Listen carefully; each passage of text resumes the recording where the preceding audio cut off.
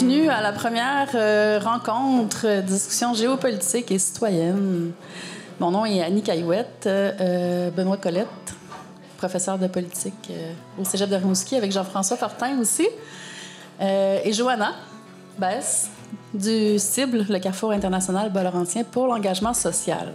Lorsque la guerre en Ukraine a éclaté, il y a eu un rassemblement pour la paix au Parc de la Gare. Et à ce moment-là, il y avait eu plein de petits kiosques pour informer sur les réalités internationales et tout ça, mais ça a été très bref. Puis j'avais encore soif d'avoir plus d'informations parce qu'il y avait des enjeux géopolitiques qui avaient lieu, qui étaient chauds en ce moment dans le monde. Puis j'avais envie de mieux comprendre ces enjeux-là. Je sentais qu'il y avait des choses qui m'échappaient dans les réalités géopolitiques qu'on vit comme société, comme monde, comme planète. J'ai l'impression qu'on est dans une pré-transition ou un début de transition vers quelque chose de différent. Toutes sortes de forces contradictoires aussi qui agissent. Des montées de régimes dictatoriaux, de mouvements extrémistes, tout ça. Fait que ça peut être aussi négatif, ça peut être positif, mais là, on est un petit peu à la croisée des chemins, j'ai l'impression. Et puis, c'est ça. On est face à des choix, mais lequel on va prendre? Il y a tellement de gros enjeux en ce moment dans notre monde que de comprendre toute seule, chez soi, ces enjeux-là, ça devient lourd, ça peut donner un sentiment d'impuissance. Le fait de se rassembler autour d'une bière, puis d'entendre parler, de s'outiller l'esprit pour pouvoir mieux échanger après ça dans nos familles, avec nos amis, de développer une conscience plus aiguë, plus précise des enjeux, bien, ça amène à être plus articulé, puis simplement à mieux comprendre. La soirée se passe bien, en tout cas à venir à date. Généralement, on a des sujets, des gens qui viennent partager leur expertise, partent de sujets qu'ils aiment passionnément, donc ils viennent le partager avec les gens qui sont là. Les gens embarquent beaucoup aussi, on a beaucoup de questions, beaucoup d'interactions, beaucoup de discussions. La salle était comble. On était très surpris, on était épatés, en fait, de la réponse des gens. Ça nous démontrait en même temps que ça répondait à un besoin, en fait, d'aborder ces enjeux-là collectivement, ensemble, qu'il y ait des espaces pour qu'il y ait des gens spécialisés dans certains domaines qui viennent nous partager leurs connaissances, qu'on sorte les connaissances des universités ou des gens qui ont développé des expertises, en fait. Je trouve qu'on a encore plein de défis collectifs, puis qu'il faut multiplier ces espaces collectifs-là pour ne pas rester tout seul dans son salon à tenter de comprendre ou à juste survoler ces enjeux-là sans nécessairement s'y adresser pour trouver des solutions collectives, puis de se positionner aussi, autant individuellement que collectivement dans ces enjeux-là. Ça vous asseoir, je pense qu'on a prévu le nombre de chaises parfait. Il en reste une juste là.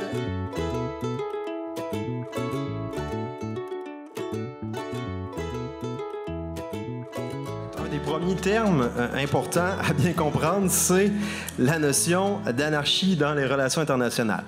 Là, pourquoi on a mis ici la petite image avec des gens qui ont l'air de casser des choses avec un X, c'est pas parce qu'on condamne ça, c'est juste parce que c'est pas l'image qu'il faut en avoir, OK? Ça veut dire qu'il n'y en a pas. Donc, c'est un peu une façon de voir l'ordre sans le pouvoir, OK? Donc, c'est pas le chaos, OK? Donc, c'est pour ça que c'est important de distinguer les choses. C'est un peu ce qu'on va voir ce soir, c'est que les relations internationales sont par définition anarchiques.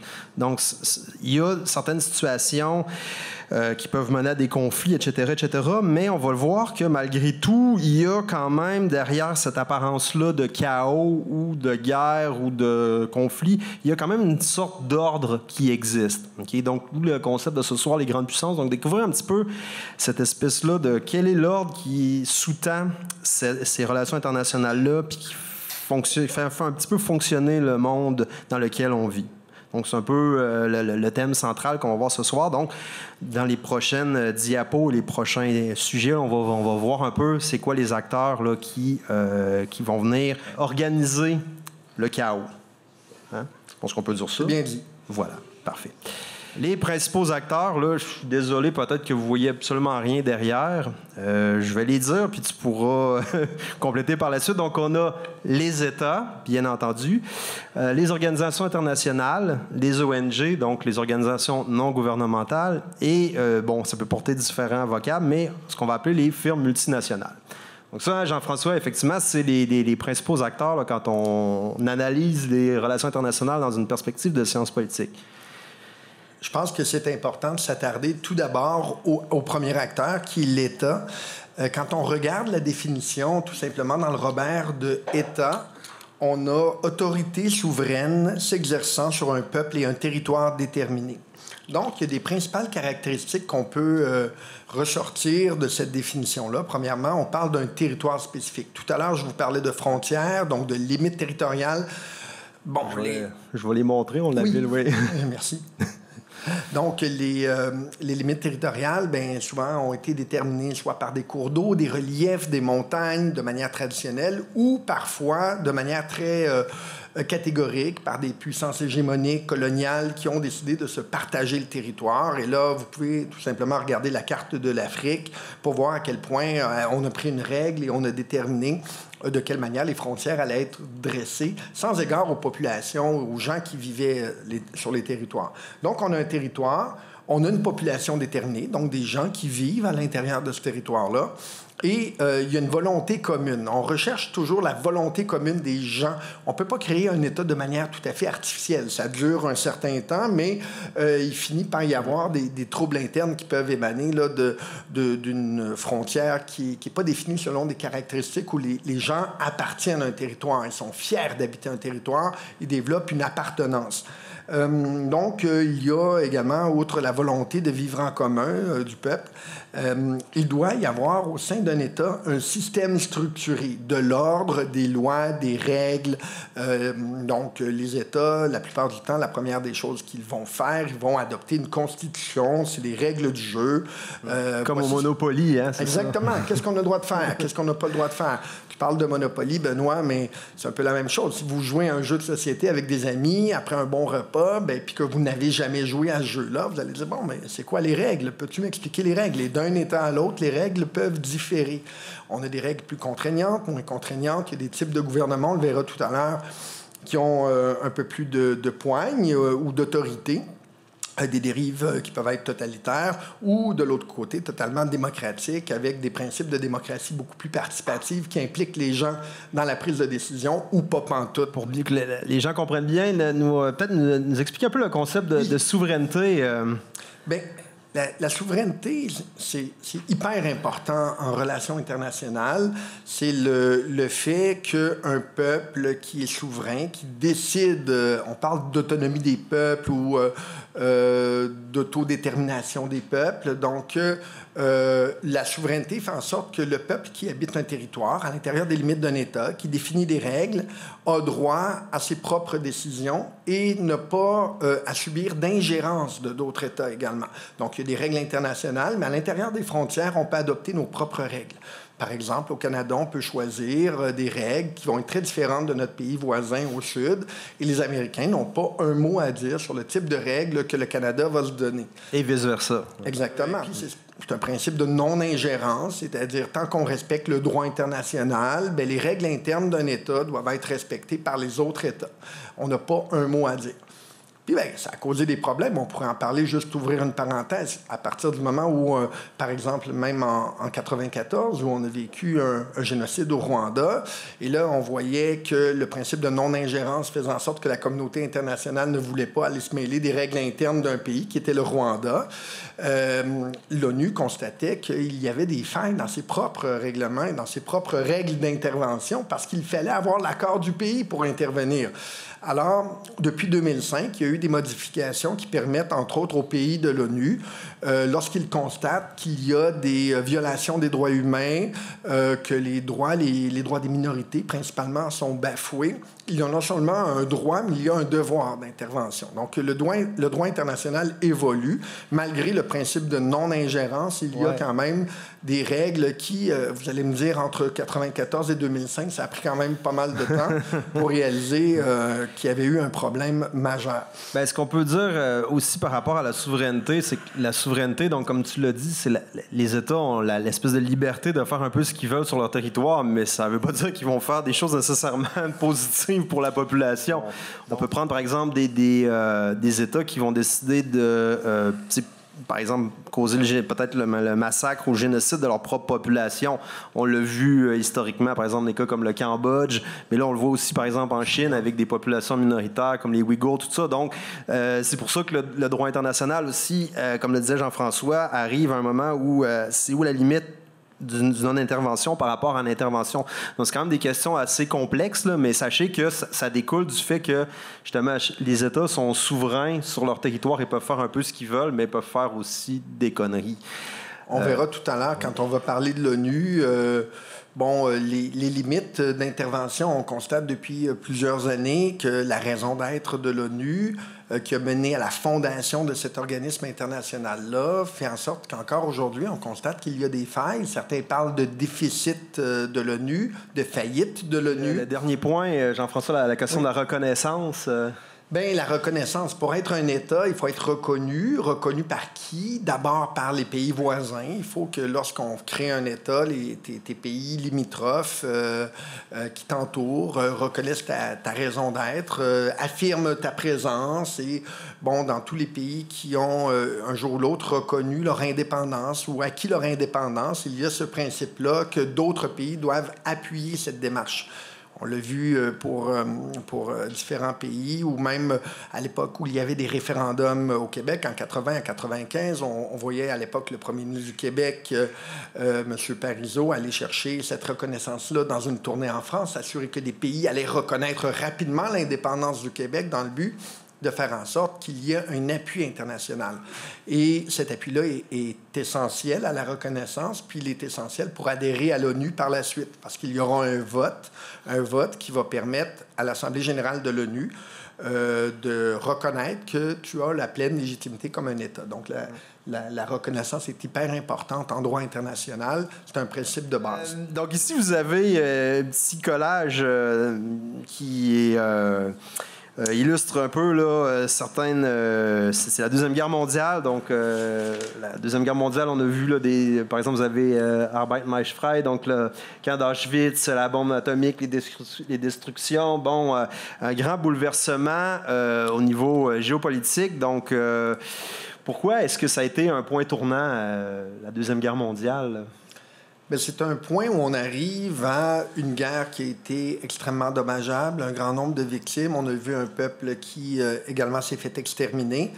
Les êtres humains de toute nation en conviennent qu'il ne faut plus qu'il y ait ce genre d'événement-là. Vous vous rappelez peut-être, après la Première Guerre mondiale, la Grande Guerre en 1918, 14-18. Donc, en 18, on convient qu'il ne doit plus y avoir de guerre. La guerre des guerres, qu'on disait. La guerre des guerres, c'était la dernière. On crée la Société des Nations, qui est l'ancêtre de l'ONU, qui permet aux États de créer un forum où ils peuvent parler, échanger, prévenir la guerre, tenter d'atténuer des tensions internationales. Puis, arrive ce qui arriva, la Deuxième Guerre mondiale, ce qui fait que on se rend compte à quel point les pouvoirs qu'on avait confiés à la Société des Nations, qui est l'ancêtre de l'ONU, n'étaient pas assez forts et rigoureux ou qu'ils ne permettaient pas d'atteindre l'objectif d'empêcher une guerre et de faire en sorte que les États doivent convenir de règles du vivre ensemble, malgré leurs différences, malgré le fait qu'il ne doit pas y avoir d'ingérence sur les politiques internes. Il ne faut plus que les États s'affrontent sur la scène internationale. On pensait qu'après la Première Guerre mondiale, on n'aurait plus de grands conflits majeurs à l'échelle internationale.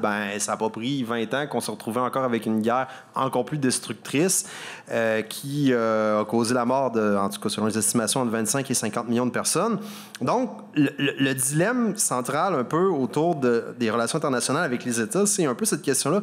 Mais comment on fait pour coopérer? Comment on fait pour travailler ensemble pour arriver à quelque chose? Et c'est là qu'intervient un petit exercice classique de la théorie des jeux. Qu'est-ce que c'est le dilemme du prisonnier? C'est une mise en situation. OK? Donc, une mise en situation dans laquelle on retrouve deux personnes qui font un vol de banque et qui se font arrêter par la police. Et là, Donc, vous avez ici une matrice avec le suspect numéro 1 et le suspect numéro 2 qui, chacun dans leur coin, ils n'ont pas de contact un avec l'autre, se font proposer un deal. Dans le premier cas, mettons, si on prend le suspect numéro 1, donc on lui dit, si tu te tais et que ton complice se tait, ben vous allez prendre chacun 6 mois de prison. OK? Par contre, si tu dénonces ton complice et lui se tait, le complice numéro 2 va être condamné à 10... Oups. Merci, Gabriel. 10 ans de prison. Et toi, tu vas être relâché. Donc, on fait une espèce de deal. Donc, tu stoules l'autre, tu t'en sors et l'autre prend 10 ans de prison. Et même chose pour l'autre côté. Le suspect numéro 1 se fait dire si tu te tais et que le suspect numéro 1 se tait, c'est 6 mois de prison. Sinon, toi, tu es relâché et l'autre est condamné. Et dans le cas où les deux se dénoncent, ben, on se retrouve dans la situation où chacun prend 5 ans de prison. Donc là, vous voyez ici, c'est ça le dilemme du prisonnier, se taire ou dénoncer. Bien, ce que nous dit cet exercice de pensée-là, le dilemme du prisonnier, c'est que généralement, mis dans une situation où les deux suspects, les deux personnes qui doivent coopérer, parce que c'est ça l'enjeu, c'est un enjeu de coopération, pas si on coopère, on a le résultat optimal. Donc, chacun fait 6 mois de prison. Si on ne coopère pas, bien là, on se retrouve dans un enjeu moins optimal, 5 ans de prison. Mais chacun... Donc, quand on fait l'exercice, puis je l'ai fait en classe aussi quelques fois, souvent, les gens, ce qu'ils vont faire, bien, ils vont dire, ne sachant pas qu'est-ce que l'autre personne va faire, les intentions, bien, je vais me retrouver dans cette situation-là, que chacun va dénoncer son complice et se retrouver pour 5 ans de prison. Okay? Ce qui n'est pas le résultat optimal.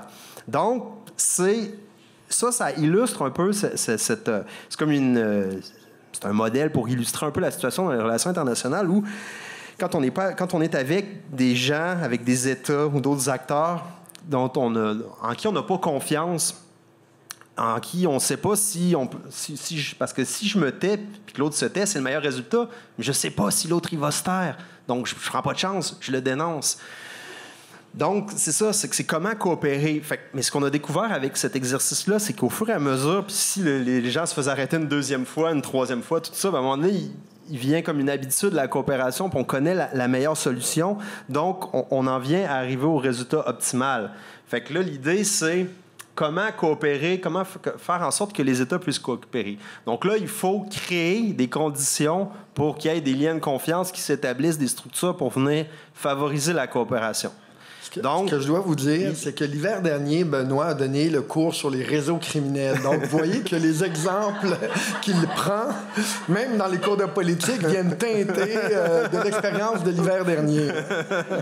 Bien, on en vient à, justement, donc, à la fin de la Deuxième Guerre mondiale, donc, on s'est doté d'outils pour favoriser la coopération. Donc là aussi, vous avez l'image, c'est la signature de la Convention de San Francisco en 1945, donc qui allait créer la Charte des Nations Unies. Donc là, vous avez le Herald Tribune du mercredi 27 juin 1945. Donc, on dit nouvelle charte mondiale. Ce qui nous amène à parler peut-être d'une des institutions internationales les plus connues, qui est l'Organisation des Nations Unies.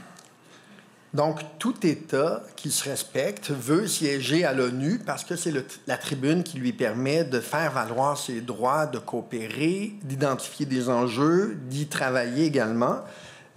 À l'époque, en 1945, 51 États y adhèrent et progressivement, jusqu'à aujourd'hui, 193 États sont membres de l'ONU. À travers le temps, il y a eu des États qui ont disparu, qui se sont fusionnés également, donc il y a eu des jeux de fluctuation. Mais en date d'aujourd'hui, on parle de 193 États. Et là, n'entre pas l'ONU qui veut bien, il faut respecter des règles. Donc l'ONU, en plus d'être, qui doit être un État, tout à l'heure on a vu les critères qui permettaient d'être reconnu comme étant un État, mais l'ONU en rajoute un peu plus. Donc, premièrement, on avait toujours la règle d'être reconnu par tes voisins. On veut que les pays n'arrivent pas d'une manière où ils sont en guerre avec leurs pays voisins et que l'ONU créerait des problématiques en faisant adhérer un pays nouveau. Il y a un principe qui est vraiment quand même important, puis on pourra même en débattre. Avoir un gouvernement souverain qui parle légitimement au nom de la population entière. Alors, on dit un gouvernement souverain. Tout à l'heure, on a parlé de souveraineté, mais qui parle légitimement au nom de la population entière. Donc, l'ONU réfère, sans le mentionner, un principe qui est vaste, qui s'appelle la démocratie. Donc, on veut que les dirigeants, que les gouvernants qui veulent adhérer à l'ONU, qui représentent un État, aient des mécanismes démocratiques qui leur permettent de garantir que le peuple les a choisis. Et là, il y a des gens qui pourraient dire « Ouais, mais dans les 193 pays, Jean-François, je ne suis pas certain qu'ils ont tous respecté ce critère-là. » À quelque part, à un moment ou l'autre, ils ont dû avoir à le respecter. Des fois, le critère de démocratie peut être très vaste, étant donné que, tout à l'heure, je vous disais qu'il y avait de la non-ingérence dans la manière dont on applique la démocratie. La démocratie, c'est un concept, mais on peut avoir plusieurs manières de l'appliquer. C'est pas partout pareil. Des fois, il y a des gens qui disent « Ah, des élections. » Non, des élections, c'est pas uniquement un critère qui permet d'établir qu'un pays est démocratique. Il peut y avoir d'autres critères. Ça, il y avait des élections dans les pays, même dictatoriaux, les États communistes. En Irak, Saddam Hussein avait une bonne technique. Il amenait les gens voter régulièrement. C'était une pratique louable. Les gens avaient... C'était plutôt un référendum, en fait. Ils avaient à choisir. Renouvelez-vous l'appui que vous donnez à votre chef d'État, Saddam Hussein, nanana. Puis, pour être certain que le mécanisme démocratique se passe vraiment bien, chacun des électeurs était accompagné d'un soldat pour aller voter, pour le protéger, bien entendu.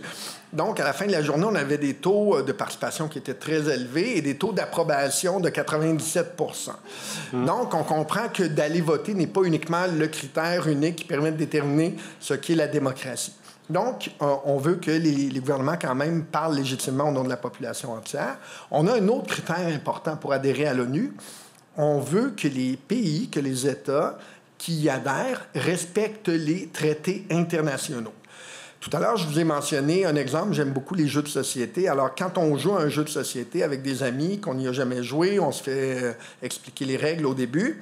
Puis, on s'engage à ne pas tricher. En général, on va respecter les règles. C'est un peu la même chose. Il y a des conventions, il y a des traités internationaux, il y a un droit international humanitaire également. Tu veux jouer au jeu de l'ONU, tu vas devoir respecter les règles de l'ONU. Et coopérer. Travailler en équipe et atteindre les objectifs de la charte qui a mené à la fondation de l'ONU. Et là, dans les traités internationaux, vous en connaissez probablement plusieurs. Des fois, on les connaît sans le savoir, ou on est capable de nommer des règles qu'on a le droit de faire ou pas le droit de faire. Il y a des... peut-être avez-vous... Je vais en prendre un à titre d'exemple. Les conventions de Genève. Peut-être avez-vous déjà entendu parler. On doit dire les conventions de Genève. Des fois, on dit la convention, mais c'est essentiellement 4 conventions qui régulent... le droit de la guerre. En droit international, on n'a pas le droit de faire la guerre. C'est interdit, c'est illégal. On verra plus tard qu'il y a quelques critères qui permettent à des États de faire la guerre. Mais dans les conventions de Genève, on dit, malgré le fait que vous n'avez pas le droit de faire la guerre, tout d'un coup que vous faites la guerre, voici comment vous devez vous comporter avec les prisonniers de guerre. Si vous faites des prisonniers sur le champ de bataille, avez-vous le droit de les abattre, de les achever, comme on dit? Avez-vous le droit de les maltraiter, de les torturer, de les capturer, de les affamer? Non, vous n'avez pas le droit, c'est encadré.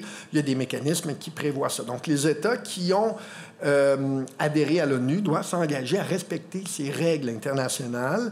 Et entre autres, on a abondamment parlé dans les dernières années de la torture.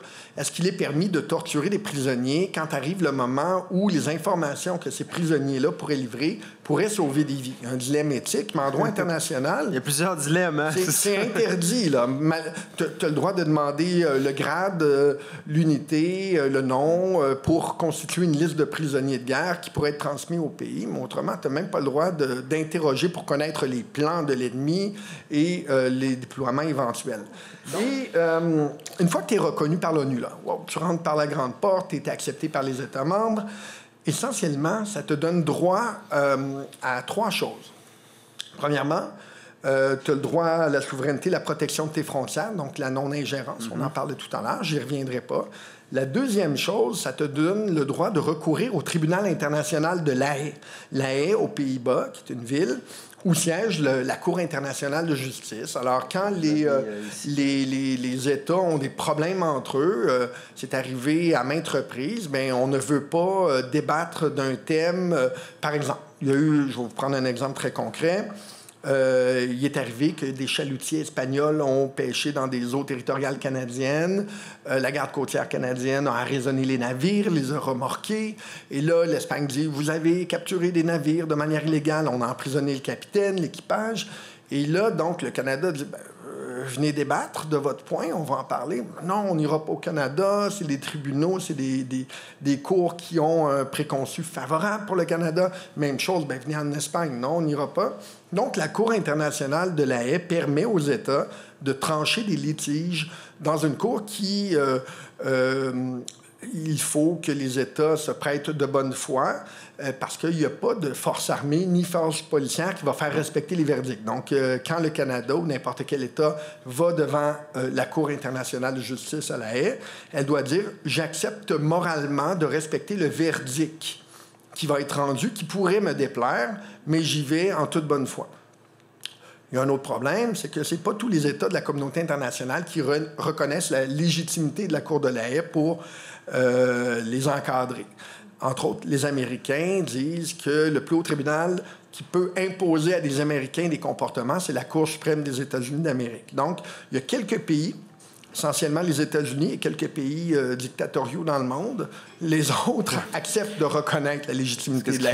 C'est même pas un jugement, c'est plutôt un constat. En fait, pour votre information générale, les États-Unis ne sont pas partie prenante de plusieurs conventions internationales en disant justement que ça vient violer leur principe de souveraineté. Vous parlez tout à l'heure de la souveraineté, donc eux, ils ont une conception un peu absolue de la souveraineté en disant que les organisations internationales ne peuvent pas se mêler des affaires de notre pays. Fait que ça ouvre la porte à plusieurs problèmes.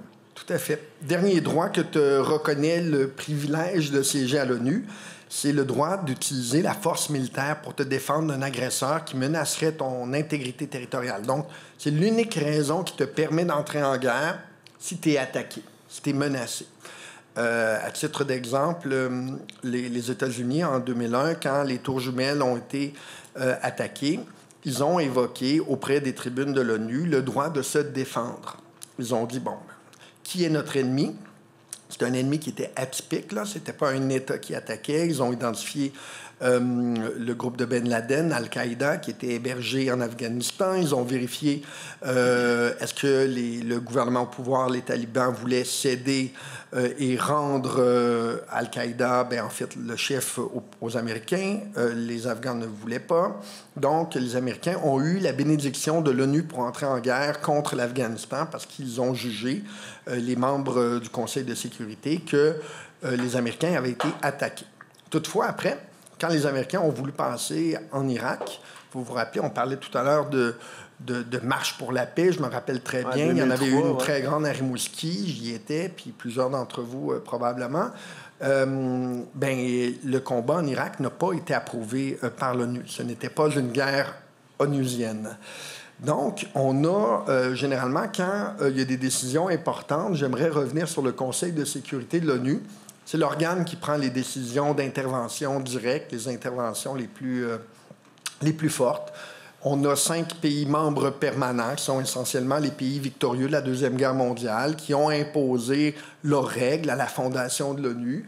On a donc la Chine, la Russie, la France, les États-Unis et la Grande-Bretagne. 5 membres permanents qui ont un droit de veto. Le droit de veto, je vous rappelle, c'est pas le droit de voter, c'est un droit de refus, un droit de blocage.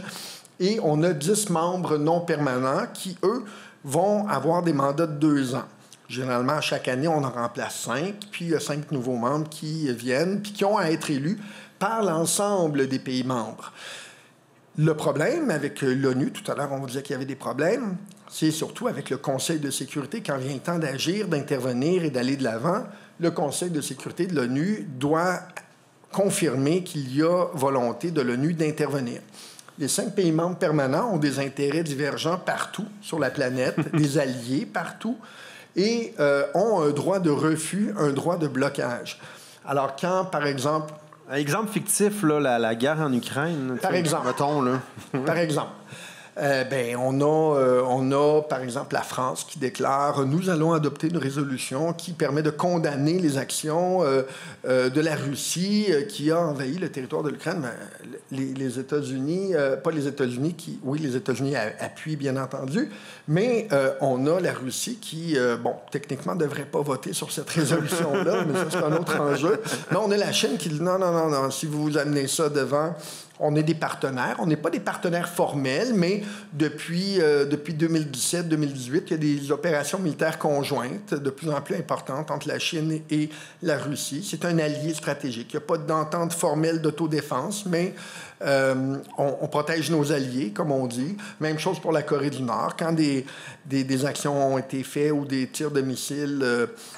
par Kim Jong-un, on a la Chine qui dit non, on ne va pas condamner. Donc, les droits de refus et de blocage font en sorte que les 5 pays membres permanents bloquent à chaque reprise des décisions contraignantes qui permettraient à l'ONU de condamner et de maintenir cette stabilité internationale-là. Et malheureusement, c'est souvent des pays qui sont impliqués dans des histoires compliquées. Donc, on parlait par exemple de la Chine avec Taïwan et autres. Donc, on peut imaginer que dans plusieurs cas, il y a des blocages. Donc, ça, c'est un des facteurs probablement là, qui explique... Peut-être une dernière chose sur cette diapo-là. Vous voyez, envoi de casques bleus. Les casques bleus ont été créés dans le but d'aider les États qui ont des difficultés, stabilité ou qui ont des problématiques. Le principe de base, pour envoyer des casques bleus, il faut que le pays en fasse lui-même la demande. Alors, généralement, on n'envoie pas des casques bleus dans des pays où la guerre est en cours. On ne veut pas mettre des soldats de l'ONU qui viennent de différents pays dans des situations conflictuelles où ils auraient à s'interposer alors que les deux camps ne veulent pas cesser le combat. C'est surtout quand il y a des cessez-le-feu, des volontés communes d'établir des lignes de patrouille. Et là, les casques bleus interviennent.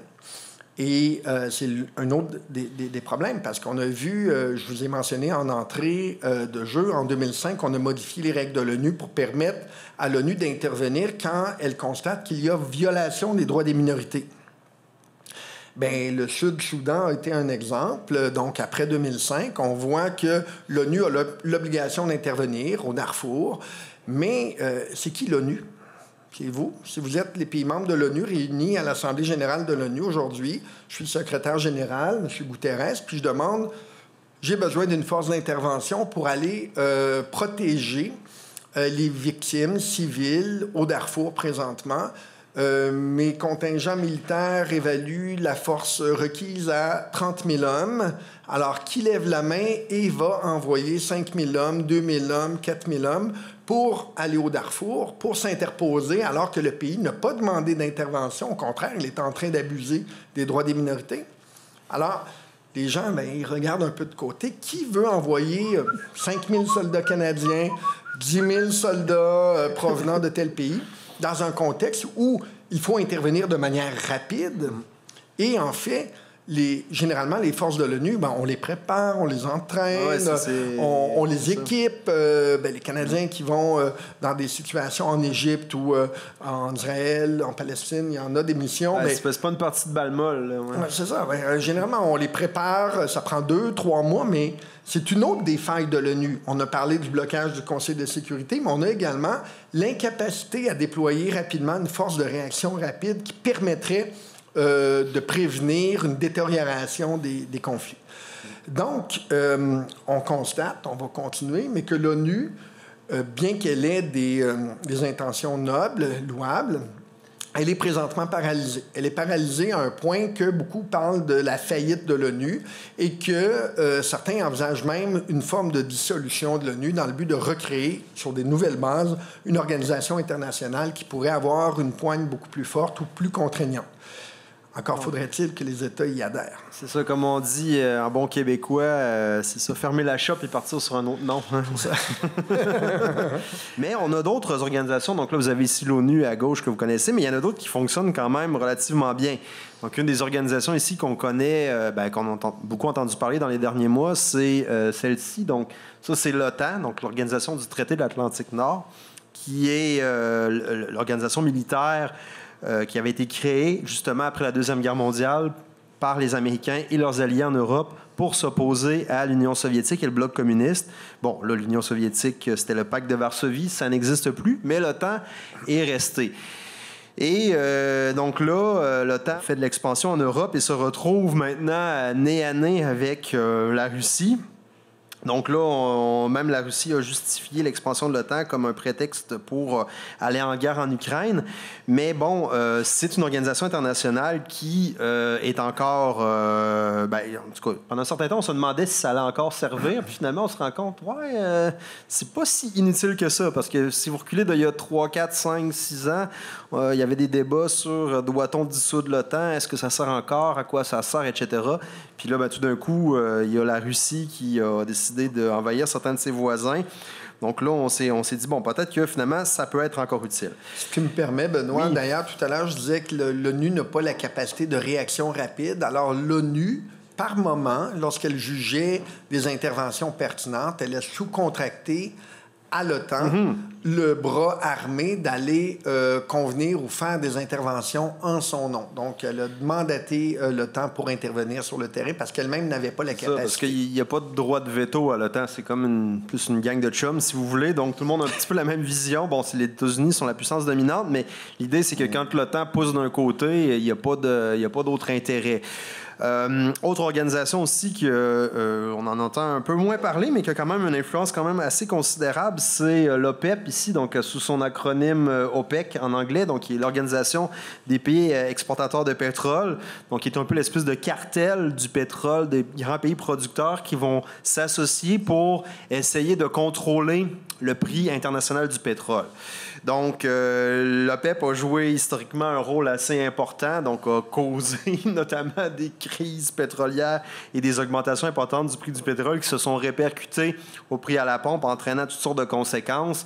Et là, là, c'est sûr que dans les dernières années, il y a peut-être un petit peu plus de dissension, il y a des nouvelles sources de pétrole, mais c'est encore une organisation qui va jouer un rôle important sur la fixation des prix internationaux du pétrole et donc un impact. Quand on parlait d'impact dans la vie de tous les jours, c'est ceux qui ont une voiture, vous subissez un peu des fois les conséquences des décisions qui sont prises dans ce cartel-là qui vient fixer les prix du pétrole.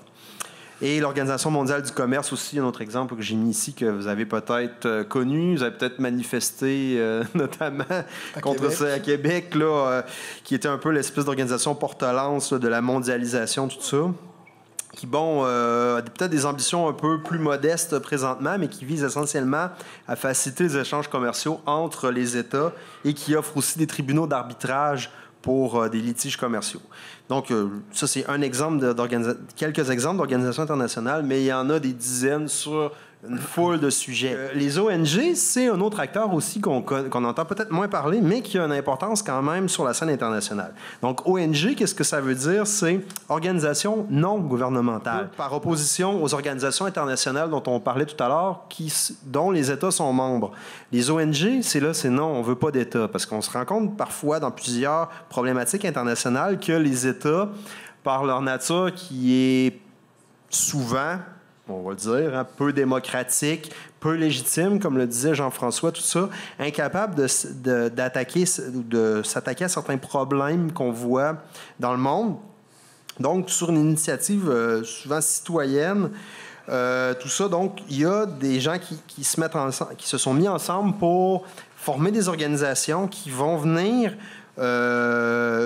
travailler sur le terrain pour régler des problèmes concrets. Fait que là, j'ai parlé tout à l'heure la plus vieille, qui est la Croix-Rouge. Donc, la Croix-Rouge qui est encore active après plus de quasiment 150 ans d'existence. Donc, la Croix-Rouge qui, à la base, c'était Florence Nightingale. Donc, l'idée, c'était d'apporter des secours aux prisonniers de guerre, tout ça. Donc, maintenant, ça a évolué. Donc, la Croix-Rouge qui va venir apporter des secours dans les zones sinistrées à la suite de catastrophes environnementales ou autres. Donc, qui est une organisation qui ne dépend pas des gouvernements. Donc, c'est pour ça que souvent, on va faire des appels au financement individuel parce que c'est financé par des gens, etc. Donc, on va chercher du financement un petit peu partout, mais on ne veut pas nécessairement être associé à des États. Donc, on a, par exemple, les plus célèbres que j'ai vus ici, donc la Croix-Rouge. On a Greenpeace aussi, qui a été fondé au Canada dans les années 70, donc qui était un organisme à la base là, qui voulait un petit peu travailler sur la question de l'environnement, sensibiliser, faire des actions. Donc, il est présent un petit peu partout à l'international, mais à la base, c'était quand même une action citoyenne par une gang de jeunes dans les années 70 qui ont voulu faire quelque chose. C'est devenu, bon, une grosse organisation, mais c'est quand même un des acteurs principaux quand on parle des questions liées à l'environnement. C'est une voix qui est crédible, qui est reconnue, tout ça. D'autres ici que j'ai mis comme exemple, vous avez ici là, la chandelle, peut-être que vous connaissez avec le barbelé, donc Amnesty International, mais la question des prisonniers politiques, prisonniers d'opinion. Donc, il y a eu des campagnes, là, on parlait tout à l'heure, justement, quand il y avait l'Union soviétique, là, il y a eu des dissidents de l'Union soviétique qui ont été appuyés par Amnesty International, dont Sakharov, notamment, un des plus célèbres. Tout ça, donc, encore aujourd'hui, des journalistes qui sont emprisonnés pour leur opinion, etc. Donc, c'est un organisme qui vient cibler des gens, qui vient aider, mettre un peu une espèce de faisceau de lumière sur des gens qui sont emprisonnés pour des raisons politiques dans des régimes dictatoriaux, etc. Donc là, vous avez peut-être, à l'école secondaire, fait des lettres ou des campagnes. On pouvait envoyer des lettres là, à des dirigeants, des chefs d'État, donc pour inviter à libérer telle ou telle personne. Mais à la base, c'est quand même, c'est que c'est une organisation qui est citoyenne, donc qui ne relève pas des gouvernements. Mais tout à l'heure, on parlait des pétitions. On vous a invité à signer une pétition. D'ailleurs, là, c'est toujours important parce que les gouvernements, ils ont des contrepoids démocratiques. Il ne faut pas oublier que c'est qui les patrons des gouvernements? C'est le peuple, les citoyens. On a toujours tendance en politique à perdre de vue que le véritable pouvoir politique, bien, il vous appartient à vous. On a l'impression, dans une démocratie comme la nôtre, où on est dans une démocratie représentative, on va voter aux 4 ans, que bien, le pouvoir, bien, on l'a quand on va voter aux 4 ans. Mais au-delà des 4 ans, il y a une responsabilité citoyenne à prendre ce pouvoir-là, à le rappeler également quand ça ne marche pas. Bon, il y a des démocraties qui ont permis des mécanismes qui permettent au peuple d'avoir de la révocation, de pouvoir mettre à la porte un député en cours de mandat qui ne fait pas bien sa job. La Colombie-Britannique le fait. Pourquoi pas au Québec ou ailleurs? Ça s'en vient peut-être. Ouais. Qui sait? Des mandats d'initiative populaire. On constate que nos élus ne veulent pas adopter une loi, mais pourquoi pas le peuple ne pourrait pas suggérer un modèle de loi? Donc, on initie un mandat d'initiative. Et les élus, quand ils constatent qu'une part de la population a adopté ou a appuyé le projet, ils n'ont d'autre choix que de l'adopter. Donc, la démocratie, elle est évolutive. Le peuple comprend que parfois, il y a des retours de balancier. On voit dans beaucoup de démocraties libérales ce désir-là du peuple de se réapproprier les leviers de pouvoir. Ça ne va pas toujours aussi vite qu'on aimerait. On travaille fort, il faut garder nos convictions, mais on voit que l'État n'a plus le monopole. Et c'est un peu ce que Benoît amène aujourd'hui. Il y a des organismes qui prennent le pôle et qui jouent parfois des rôles aussi importants que l'État avec sa structure étatique traditionnelle. C'est ça. Donc, c'est des organisations, effectivement, donc, qui sont reconnues, qui ont... Donc, c'est pour ça qu'on les dit acteurs. Là. Quand on parle d'acteurs internationaux, là, on ne parle pas de Bruce Willis dans des films d'action. Donc, on parle par exemple, des ONG. Donc là, vous avez ici d'autres exemples. Là, je ne les raconterai pas en détail, mais vous avez, par exemple, Médecins sans frontières qui vont intervenir dans des zones de conflit pour apporter des soins médicaux à des populations qui n'ont plus accès à ces soins médicaux-là parce que c'est des situations de chaos où l'État n'est plus existant, etc., zone de guerre.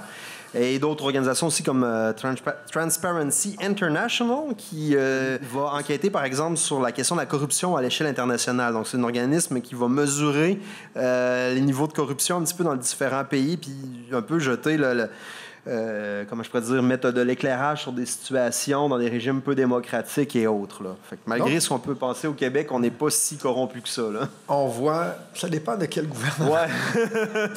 Mais selon je pense... Ouais. J'aurais jamais dit ça dans ma classe. Je m'en permets beaucoup. On voit qu'il y a des contrepoids populaires. Des contrepoids populaires. Il y a des mouvements également. On a vu quand les États envoyaient leur ministre de l'Économie se réunir à Davos au mois de janvier, qu'il y a des mouvements qui constataient que le peuple n'avait plus un mot à dire sur les orientations. Alors est né les mouvements de forums sociaux mondiaux, entre autres à Porto Alegre. Ouais.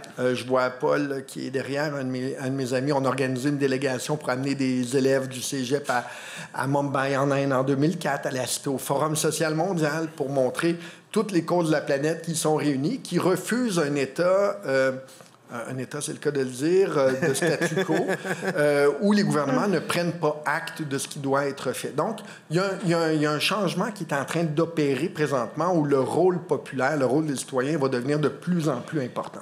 Mais malheureusement, on a aussi un autre acteur important qui va venir un peu tirer dans un autre sens, c'est les firmes multinationales. J'ai essayé de trouver un petit peu une image pour les représenter parce que c'est un peu complexe à s'imaginer. Là, j'ai trouvé dans un site Internet qui essaie de mettre la valeur boursière des principales entreprises dans le monde en 2020. Qui fait que là, vous avez ici là, les logos de plusieurs entreprises que vous connaissez bien, dont notamment les fameuses GAFAM. Là, donc, je vais les pointer. Google, Alphabet, Google, Microsoft, Apple, Facebook, Amazon, donc qui valent des milliards de dollars littéralement. Et vous avez aussi d'autres compagnies super amicales comme Saudi Aramco, qui est la grande entreprise de pétrole en Arabie Saoudite. Pourquoi on les a mis là? C'est ça que je dis un peu après avoir parlé des ONG, donc le pouvoir citoyen. Donc là, on a ici une autre série d'acteurs qui sont extrêmement importants. Je veux dire, inutile de vous dire, de vous convaincre de leur importance, mais ce qu'il faut comprendre, c'est que ces entreprises-là sont carrément des pouvoirs parallèles aux États, puisqu'elles ont, en termes même de puissance économique, elles rivalisent avec certains États souverains. Okay? Elles ont plus de valeur, plus d'employés, plus de force de frappe que des pays, des fois, même des puissances moyennes, européennes, etc. Donc, c'est des joueurs extrêmement importants. Et aussi, ces États-là, qui sont des firmes multinationales, vont venir profiter des législations nationales. Puisqu'on disait tout à l'heure, je reviens sur le principe de souveraineté, chaque État est souverain, fait ses propres lois, tout ça. Ben, les firmes multinationales, avec le temps, ont réussi à jouer sur les failles un peu de ce système-là. Puisque votre niveau de taxation, il pourrait, si vous êtes, on va supposer que vous êtes des États, donc ici, chacun des États, vous avez un niveau de taxation différent. Ben, moi, je peux aller profiter par des entourloupettes légales, aller me faire des filiales qui vont être dans un État, facturer, mettre les profits dans l'autre État, donc échapper à l'impôt. Donc, ce qu'on appelle les paradis fiscaux, notamment, donc les firmes multinationales bénéficient de la souveraineté étatique dans son côté un peu négatif pour jouer les États les uns contre les autres. Aussi en disant à des États, ben, si tu ne me donnes pas des concessions minières ou autres ou des conditions que je veux, ben, je vais aller ailleurs puis je vais amener mes emplois ailleurs, je vais déménager ailleurs. Donc, on l'a vu, hein, un exemple, General Motors au Québec, hein? On va se rappeler, on avait une usine automobile au Québec jusqu'en début des années 2000, hein, Jean-François, si ma mémoire est bonne. Donc, General Motors, grande firme multinationale, fabricant d'automobiles, avait une usine à Boisbriand. Qu'est-ce qu'ils ont fait? Ils ont menacé le gouvernement du Québec en disant « Vous allez nous donner 300 millions de dollars sans intérêt, sinon on déménage au Mexique. » Qu'est-ce qu'ils ont fait? Ben, ils ont eu 300 millions de dollars, puis ils ont déménagé au Mexique, pareil. J'ai vu de mes yeux, d'ailleurs, la magnifique usine de General Motors dans l'État de Guanajuato, entre justement Guanajuato et Léon. En passant sur la route, j'ai fait « Wow, mes taxes ont servi à ceci. Merveilleux. » Donc, vous voyez un peu, donc ça, c'était pour vous montrer un exemple québécois, mais on a ces entreprises-là qui sont des joueurs extrêmement importants qui vont venir justement profiter de la division, de la faiblesse des États pour venir un peu imposer leurs préoccupations, leur volonté, se négocier des meilleures conditions. Tout à l'heure, on parlait là, Amazon qui, je ne sais pas si vous avez vu ça, il y a 2 ans, qui faisait un concours pour installer leur 2e siège social. Donc, ils demandaient aux villes de soumettre des candidatures pour aller s'installer à quelque part, se faisant ramasser un tas d'informations sur les villes et tout ça. Mais finalement, je veux dire, c'était un concours à qui allait donner le plus de rabais de taxes puis le plus d'infrastructures gratuites. Les villes étaient prêtes à payer des centaines de millions de dollars à une entreprise qui vaut quand même 1,5 milliard de dollars. Là. Donc, on parle de quelque chose qui est complètement démesuré. Donc, les firmes transnationales qui, je veux aussi le rappeler, sont en majorité, en tout cas, les grandes firmes sont quand même reliées à un pays qui est juste au sud de nous autres, là, Mexique, non, les États-Unis, voilà. L'autre. Donc, des acteurs qui sont extrêmement importants au niveau international, puis qui vont dicter ne serait-ce que par les évolutions technologiques et autres, comment on va vivre, comment on va fonctionner. Il y a également des acteurs qui ne relèvent pas de firmes transnationales ni d'États. Ce sont des fois des vedettes, des gens impliqués, des acteurs individuels qui, de par leurs convictions, vont jouer un rôle dans le fait d'aller chercher les gens qui les connaissent puis qui tentent d'influencer des comportements d'État ou des comportements individuels comme les nôtres. On a Dalai Lama.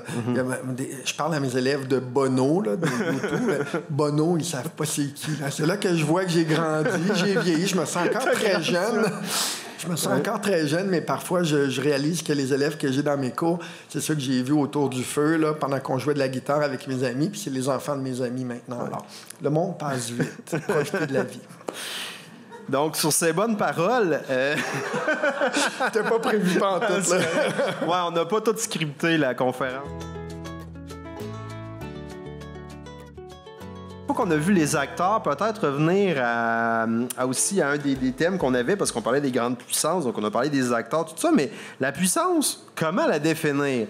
Donc là, on s'est dit, allons-y avec une forme classique, donc la puissance dure et la puissance douce, ou molle, mais molle, je trouvais ça un peu bof. Fait que puissance douce. En fait, c'est un théoricien des relations internationales, il s'appelle Joseph Nye. Il enseigne à Harvard, puis à Kennedy School of Leadership, là, dans l'État à Boston, en fait, qui a défini qu'en approche de relations internationales, on pouvait y aller de deux manières pour convaincre les gens d'agir. D'une manière qui est molle ou douce, qui est d'y aller avec l'influence, avec la persuasion, avec les idées, avec l'adhésion volontaire des gens qu'on tente d'influencer. Et puis, il y a beaucoup d'États qui pratiquent cette manière de faire, qui est liée à la culture également. Les États-Unis, encore puissance numéro 1. Pourquoi? Pour ces 4 raisons-là. Oui, soft power, la puissance dont on parlait tout à l'heure, alliance solide, nombreux réseaux, organisation, stratégie concertée. Et parfois, on a du hard power qui est vraiment d'y aller. C'est George Bush qui disait « Vous êtes avec moi ou contre moi, puis vous avez intérêt d'être avec moi ». Alors, on a la force militaire, les conséquences économiques, les sanctions également, qui influencent ou, disons, qui dissuadent les États de ne pas agir comme la puissance qui utilise le hard power. Joseph Nye, récemment, avec le premier mandat d'Obama, a défini une nouvelle forme de puissance. Vous allez me dire, c'était évident, c'est le smart power. C'est l'utilisation du type de comportement le plus approprié à chacune des situations. Alors, traditionnellement, les chefs d'État américains ou dans le monde... Prendre des bonnes décisions, c'est ça. Ça devrait comme couler de source. Mais bon, le smart power a été utilisé, entre autres, dans le premier mandat d'Obama, puis dans le deuxième. Je pense que Trump n'a pas utilisé cette approche. Alors, donc, deux approches en politique étrangère. On y va my way or no way. Où on dit, on tente de convaincre les gens avec des bons arguments, puis venez, on va le faire ensemble. Donc, le pouvoir dur, le hard power, imaginez un bat de baseball. Là, donc, je vais vous convaincre de quelque chose, puis je vais vous frapper pour vous convaincre que c'est ça que vous devez faire. Donc, on a effectivement, comme le disait Jean-François, la puissance militaire. Donc, grande capacité militaire, les États-Unis, ça demeure la première puissance mondiale. Potentiel de déploiement global, donc c'est eux qui vont intervenir dans la plupart des grands conflits, tout ça. On parlait tout à l'heure, la Chine avec Taïwan, mais qui peut protéger Taïwan? Mais c'est les États-Unis, OK? Donc, ça reste encore la puissance militaire numéro 1.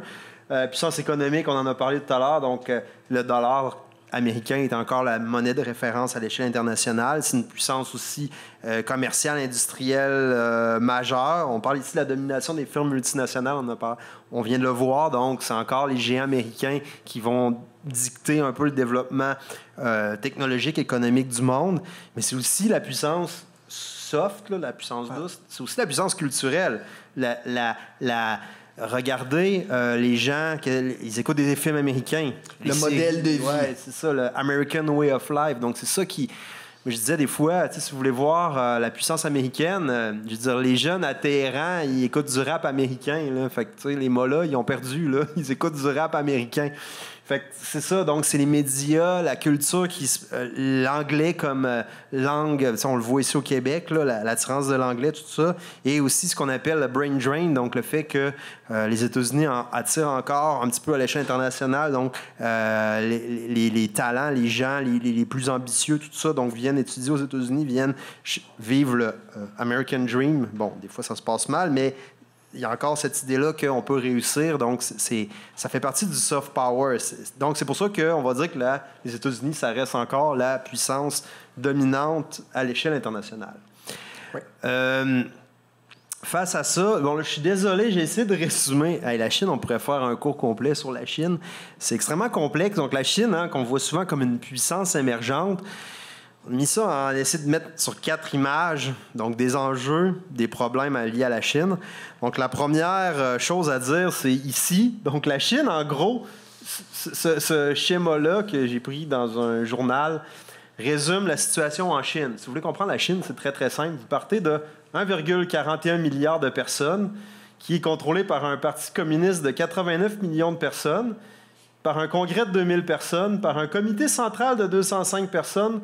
Puis là, vous vous retrouvez avec 7 membres, dont ici Xi Jinping, donc, qui vient d'être élu pour un 3e mandat de 5 ans. Donc, c'est le premier dirigeant depuis Mao Tse-tung qui donc, dépasse la limite de 2 mandats. C'est interdit, en fait. C'est interdit. Donc, lui, il a carrément dit non, mais c'est pas grave, on va modifier la Constitution.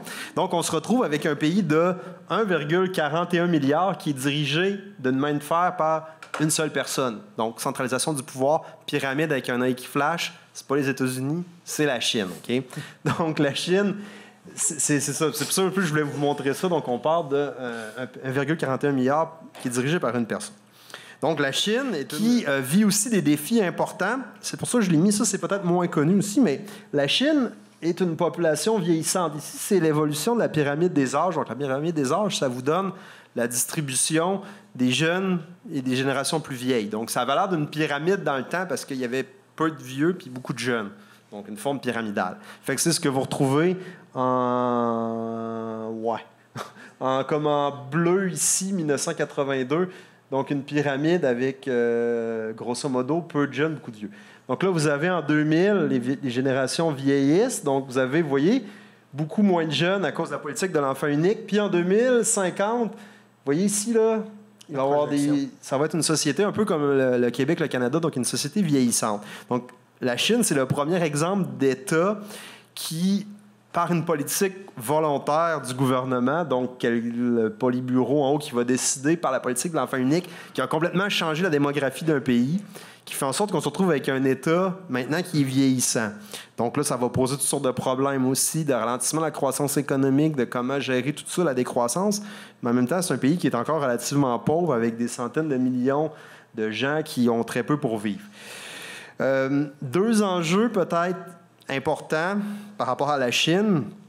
Un dont on va peut-être revenir au mois de février quand on va parler des enjeux de l'Arctique, c'est la nouvelle route de la soie qu'on appelle le Belt and Road Initiative, quand on parlait de l'anglais comme langue dominante, donc c'est comme ça qu'il s'appelle en anglais, donc tous les slogans sont en anglais.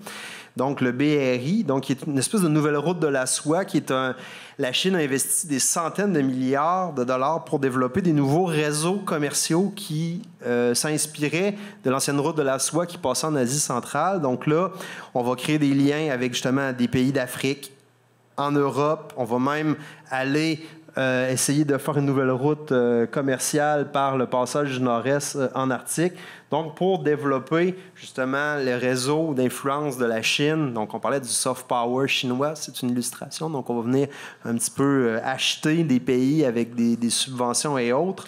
Mais tous les indicateurs, je prends la balle au bon, démontrent que la Chine est la grande puissance qui, si la tendance se poursuit, dominera le monde d'ici 15 à 20 ans. On n'est pas dans une échelle de 50 ans au niveau économique, au niveau militaire également. Deuxième, où tout tout dépendant dans les 3 plus grandes puissances militaires au monde.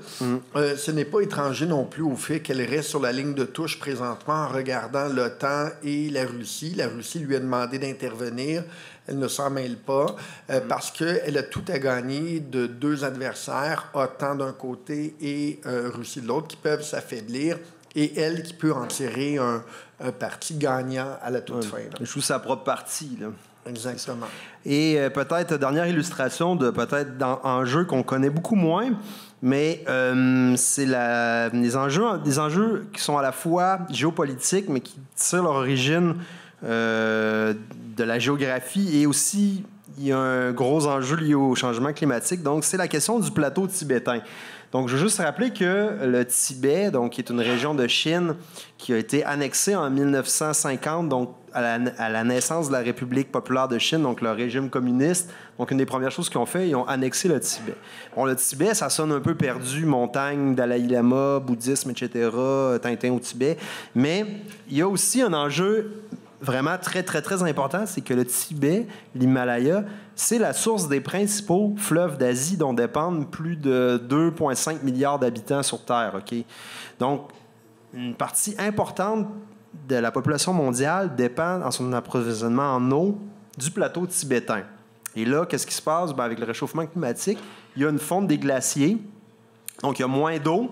Et là, la Chine, ayant moins d'eau, envisage aussi de détourner les fleuves pour venir alimenter sa propre population de 1,4 milliard qui... Est-ce que vous voyez un peu les conflits potentiels? Parce que là, ici, sur la carte, ce que vous voyez, c'est le plateau tibétain avec les sources, donc les 2 grands fleuves, le Yangtze et le fleuve jaune, les fleuves de Chine. Mais c'est aussi la source des fleuves qui vont alimenter le Pakistan, l'Inde, la Thaïlande, le Vietnam, Laos, Cambodge. Donc, l'ensemble, et le Bangladesh aussi, donc l'ensemble des pays du sud-est asiatique dépendent des eaux qui sont contrôlées par le gouvernement chinois pour survivre. Et là, il va manquer d'eau. Donc, c'est ça. Donc, ça, c'est un des principaux enjeux qui est en train de se développer à l'échelle internationale et qui va concerner la Chine. Donc, la question, c'est de savoir est-ce qu'on va réussir à coopérer justement pour trouver une solution pacifique ou ça va se terminer en guerre. Donc, crash course sur la Chine en 2 minutes. L'Europe, à nouveau sur le front. Fait que tu veux-tu nous commencer ça, Jean-François? Bon, on a vu avec l'élargissement de l'Union européenne, de plus en plus, une Europe qui prend sa place, qui prend une plus grande place avec des débats, avec des enjeux, des critères de convergence également, où il y a des nouvelles adhésions qui ont généré de l'instabilité au sein de l'Europe et des conflits parfois même de valeurs. Il y a eu une Europe qui s'affirme récemment. Dans la dernière année, il y a eu la conférence sur l'Europe. Là, je ne me rappelle plus le nom exact, mais où on demandait à tous les pays membres et aux citoyens des pays membres de contribuer à ce qu'est l'Europe et de définir quelles allaient être les prochaines priorités de l'Europe. Parce que ça ne va pas tant bien non plus en Europe présentement. Je sais qu'il y a un thème qui va être monté de la droite, mais on voit dans plusieurs pays européens présentement des groupes de droite qui arrivent à prendre le pouvoir. Et ici, on voit les pays où la droite est représentée au Parlement. L'extrême droite gagne du terrain. Elle a pris des moyens politiques pour y arriver, pour se faire élire. Pour vous montrer, là, sur ce qu'on voit, c'est en Allemagne. Donc, on voit une manifestation anti-réfugiés. Donc, on disait les réfugiés ne sont pas les bienvenus. Puis on voit ici une femme qui se fait poursuivre par des gens avec un couteau. Donc, restez chez vous. Exactement. Donc, on voit que l'Europe elle-même est confrontée à plusieurs enjeux. Elle a à se définir, à définir son identité, une identité qui évolue à travers le temps, qui n'est peut-être pas celle de l'Europe des fondateurs, de Jean Monnet, de l'intégration européenne, qui était liée à l'économie. C'est ça, parce que ce qu'il faut dire aussi, c'est que une des organisations internationales les plus importantes qui s'est développée dans l'après-guerre, c'est l'Union européenne, qui à la base était une union. Ça a commencé par les questions de l'acier puis du charbon, puis c'est devenu progressivement un accord de libre-échange, et c'est devenu même maintenant une union politique, économique, donc la libre circulation des biens, des personnes, des capitaux, tout ça. Donc c'est vraiment une grosse organisation internationale, une des principales, mais qui justement est confrontée là, à des défis. Des défis importants. Et quel rôle veut véritablement jouer l'Europe dans les conflits régionaux, elle aura un rôle à jouer. Puis, présentement, c'est cette définition de l'Europe qui n'est pas claire, tout dépendant les sphères d'influence. On a des pays comme l'Allemagne, la France, qui ont traditionnellement joué des rôles importants, mais d'autres pays ou des économies qui ont été plus récemment rattachées à l'Europe ont une toute autre vision de ce que devrait être l'Europe. Alors, quelle est la véritable Europe? C'est des enjeux qui, dans les prochaines années, vont devoir être déterminés. Oui, puis notamment, juste le fait qu'il y a un des principaux pays de l'Union européenne qui a finalement quitté l'Union européenne, donc la Grande-Bretagne, donc le Brexit, ce que vous voyez ici, là, le morceau de casse-tête qui est parti. Donc, c'est la première fois qu'un État quittait l'Union. Donc là, ça revient remettre en cause. Est-ce qu'il va y en avoir d'autres, tout ça? Donc, c'est des questions à se poser. L'Union européenne est l'équivalent d'une confédération d'États. Une confédération d'États, c'est des États libres, indépendants, qui, pour des raisons, vous l'avez vu, raisons d'abord économiques, politiques, monétaires, s'unissent pour des objectifs communs. Mais dans une confédération d'États, les États sont également libres, tout comme dans un mariage. Ils sont souverains de quitter la confédération lorsque l'union qui les avait menés à travailler ensemble ne leur convient plus. Ce qui n'est pas le cas des fédérations. Le Canada, c'est une fédération. Donc, les États-Unis, c'est une fédération. Alors, c'est beaucoup plus dur parce que dans une fédération, on partage les pouvoirs. Il y a des responsabilités du gouvernement central, il y a des gouvernements régionaux, étatiques, provinciaux qui ont d'autres pouvoirs. Et quand vient le temps de séparer une province, un territoire, d'une fédération, c'est beaucoup plus difficile. C'est plus comme une fratrie qu'un mariage. Là, exactement. Ça, ouais. Là, il y a des gens, on n'ouvrira pas le débat, mais pourquoi on a un pont de la Confédération? Pourquoi on fête la Confédération si on n'est pas une confédération? C'est une arnaque. Oui, c'est ça. Au début, le Canada devait être une confédération. Mais c'est pas le cas. Mais c'est pas une confédération. On a partagé les pouvoirs. On est dans une fédération et dans une fédération centralisée. Le gouvernement central, fédéral, possède un plus grand nombre de pouvoirs et des pouvoirs plus importants que les pouvoirs régionaux. C'est des faits. C'est pas les jugements. Et aux États-Unis, c'est le contraire. C'est une fédération. Mais on avait tellement peur d'un gouvernement central américain, un Washington qui allait prendre des décisions pour les États, qu'on a créé une fédération très décentralisée où les États américains sont beaucoup plus forts que le gouvernement central. Vous l'avez vu avec de nombreux exemples. Dont notamment la question du droit à l'avortement. Mais bon, c'est un sujet d'un autre sujet peut-être un jour. Voilà. Peut-être le dernier enjeu, on va y revenir aussi tout à l'heure, c'est la question aussi avec la Russie, puisque l'expansion ici de l'Union européenne, à un moment donné, s'est fait dans des anciens pays d'Europe de l'Est, tout ça. Donc là, on se retrouve notamment en Ukraine en porte-à-faux avec la Russie, dans un conflit justement présentement qui est un conflit armé, mais qui aussi amène d'autres enjeux, dont la dépendance à l'énergie russe. Donc présentement, on a des pays qui, pratiquement, donc la République tchèque, ici, à 100% du gaz tchèque dépend de la Russie. Donc, on a des pays qui sont entièrement dépendants de la Russie pour leur approvisionnement énergétique. Donc là, ça soulève des questions, notamment l'hiver prochain. Qu'est-ce qui se passe si la Russie décide de fermer le robinet? Est-ce que ça va créer une crise en Europe? Donc, l'Europe, qui était un petit peu, pour reprendre l'expression, sur le brûlard d'en arrière, peut-être dans les enjeux internationaux, il y a une dizaine d'années, l'Europe, c'est comme vu une région un peu vieillissante en déclin, mais là, on se retrouve maintenant à nouveau sur le front. Donc, on a aussi la question des puissances régionales. Des fois, on va voir ça, le BRIC, donc pour Brésil, Russie, Inde, Chine et Afrique du Sud. Donc, il y a aussi, dans plusieurs régions du monde, des puissances régionales qui vont avoir un rôle important. Juste pour illustrer leur rôle, en Afrique, un des conflits peut-être oubliés, le conflit en Éthiopie, il a réussi à avoir un accord sur un cessez-le-feu puis un possible accord de paix, mais ça a été négocié par l'Afrique du Sud en Afrique du Sud. Donc, il y a quand même des pays comme ça qui vont jouer des rôles importants. Au Brésil aussi, qui est une des puissances régionales en Amérique du Sud. Là, on l'a vu, il y a eu une élection présidentielle la semaine dernière, si ma mémoire est bonne. Le retour de Lula Le retour du président Lula qui avait été là au pouvoir, donc le président Bolsonaro, là, qu'on appelait mini-Trump ou le Trump du Sud, qui a finalement reconnu sa défaite. Donc, l'Inde aussi, qui est un des pays importants, mais qui, pour toutes sortes de raisons historiques, joue peut-être un rôle moins important que la Chine sur la scène internationale. Ce qui nous amène à notre question finale pour les dernières minutes. On est bon, vraiment. Donc, Jean-François, allons-nous vers une troisième guerre mondiale?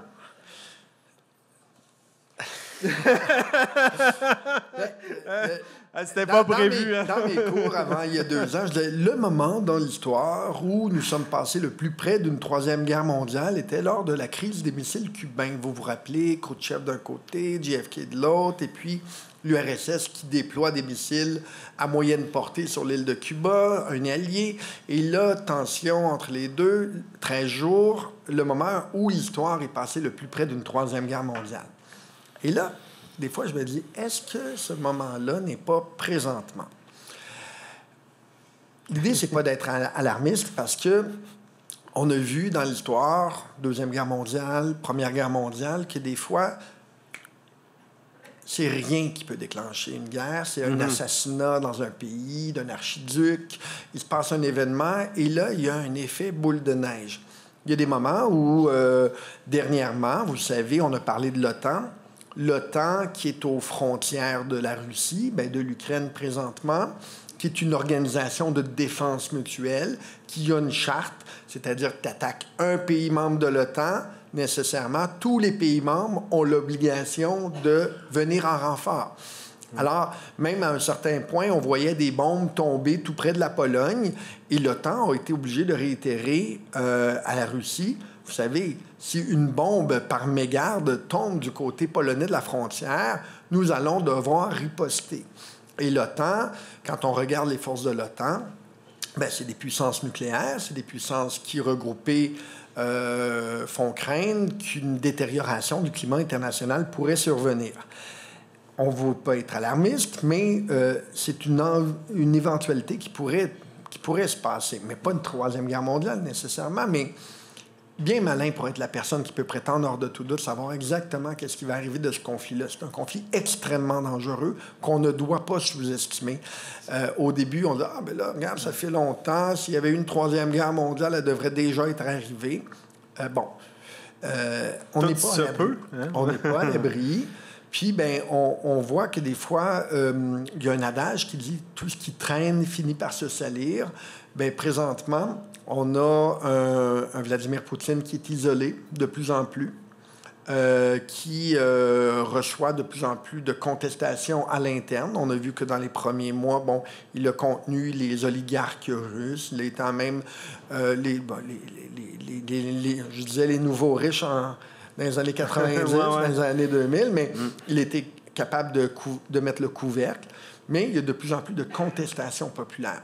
Il y a un homme comme Vladimir Poutine, qui a gravi les échelons de l'appareil d'État, du KGB à l'époque, du FSB, qui étaient les services secrets, qui sont toujours les services secrets de la Russie, et quelqu'un qui a énormément d'estime pour lui-même d'abord, mais énormément de volonté d'affirmer sa puissance et sa force.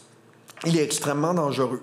Et on compare souvent la Russie à un ours, et puis un ours qui est acculé au coin du mur, est dangereux et il est possesseur d'une arme qui est l'arme nucléaire, mais aussi la Russie.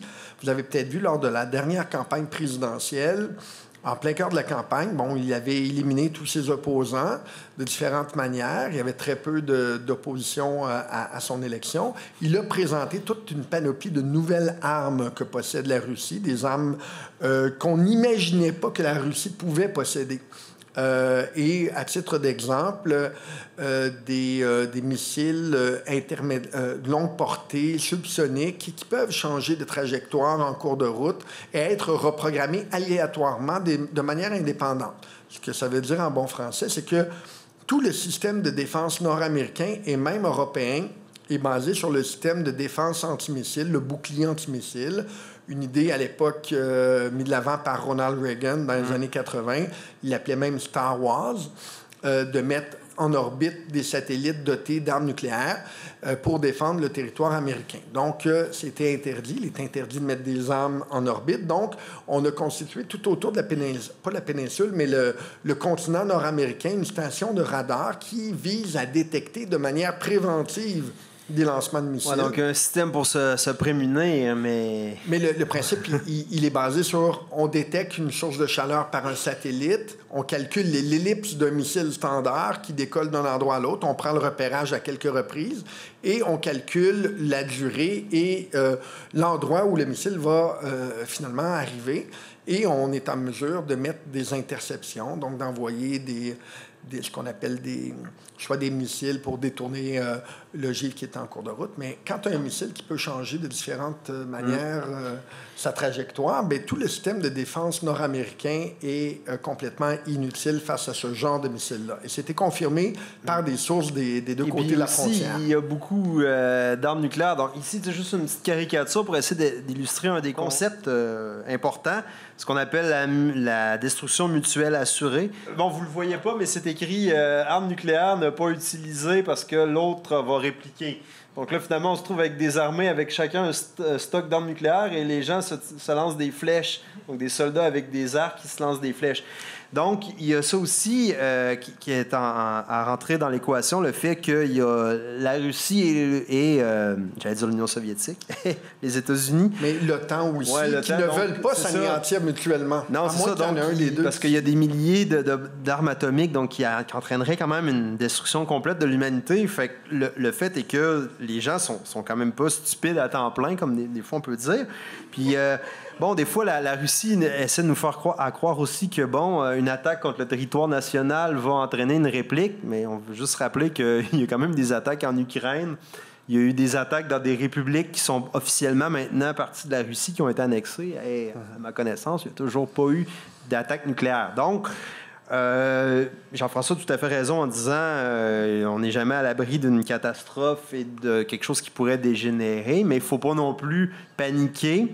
Et se dire que demain matin, il va y avoir ça va exploser parce qu'on a quand même une certaine expérience des armes nucléaires. Ça fait 77 ans qu'il n'y a pas eu de... On est passé proche en 1962, mais on a quand même un certain système pour gérer ce genre de risque-là. Fait que ça pour dire que, allons-nous vers une troisième guerre mondiale? Nul ne peut le prétendre, mais on ne veut pas être alarmiste. C'est ça. Ça ne nous empêchera pas de dormir ce soir. Fait que, ben voilà pour... on est-tu dans les temps? 1h30. Hey!